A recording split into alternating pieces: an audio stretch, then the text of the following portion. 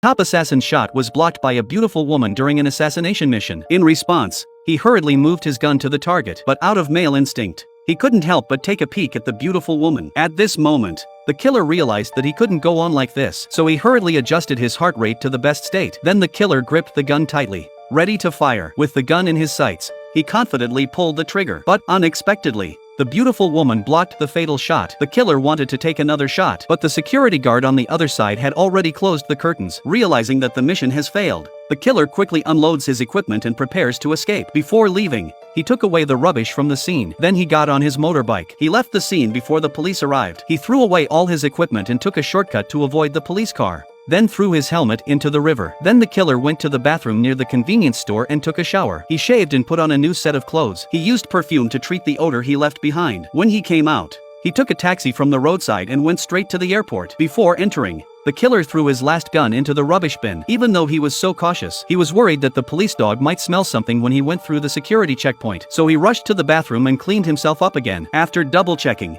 he got his boarding pass. Then he called his boss to report the failure. They were very surprised, because it was the first time in 30 years that a killer had made a mistake. But he had to wait for new orders. Immediately after the call, the assassin unplugged the phone card and crushed it. On the plane, he looked around cautiously. Suddenly he noticed a man who seemed to be staring at him. The killer's face was impassive, but he was beginning to feel nervous. When he got off the plane, he tried to blend in with the crowd, but he realized that the man was not far from him. As he walked to the exit, he saw the man in the suit again. As a top assassin, he didn't believe it was a coincidence, so he changed his plan and checked into a hotel to rest. When he arrived at the hotel, he unlocked the door. He took a cup and placed it above the handle. The iron basin was placed upside down on the floor. He did this to make sure that he would be the first to notice anything unusual.